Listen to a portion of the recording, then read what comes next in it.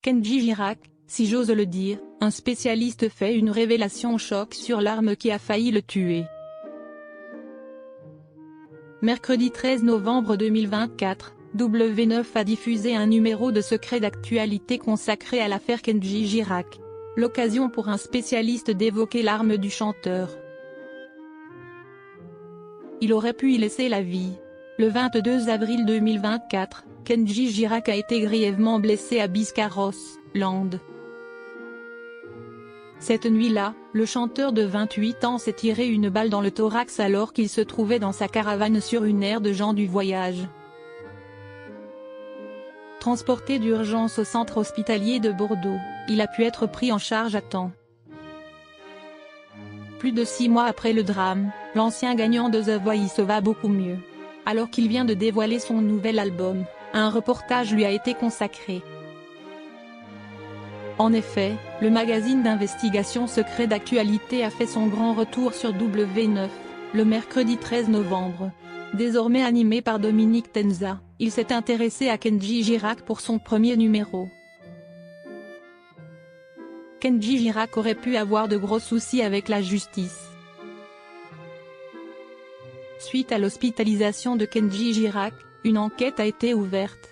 Très rapidement, son arme a été découverte dans un buisson. C'est un Colt 911A1. C'est une arme puissante, un calibre 45, c'est-à-dire un 11 mm, a rapporté l'expert en armes et munitions Jean-Pierre Bastier. Pour détenir cette arme de catégorie B, l'interprète de Coloretano aurait dû détenir une autorisation.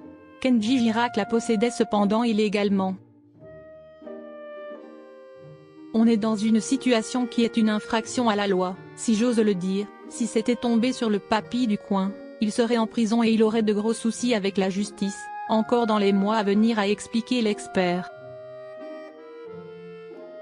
Une situation qui aurait donc pu être encore plus dramatique. Le chanteur n'a pas été poursuivi pour détention d'armes. Au début de l'enquête, Kenji Girac a tenté de cacher son arme, car il savait qu'il était en infraction.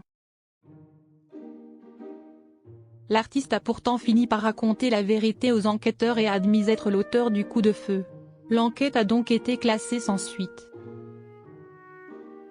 Comme l'a révélé Jean-Pierre Bastier, il aurait pu être poursuivi pour 2 infractions, consommation de stupéfiants et détention d'armes. Le procureur lui a cependant demandé de s'acquitter de 2 contributions citoyennes, voyant qu'il ne présentait aucun antécédent judiciaire et mesurant la gravité de ces infractions qui ont contribué aux blessures qu'il s'est infligées. Une décision qui a probablement joué dans sa bonne récupération.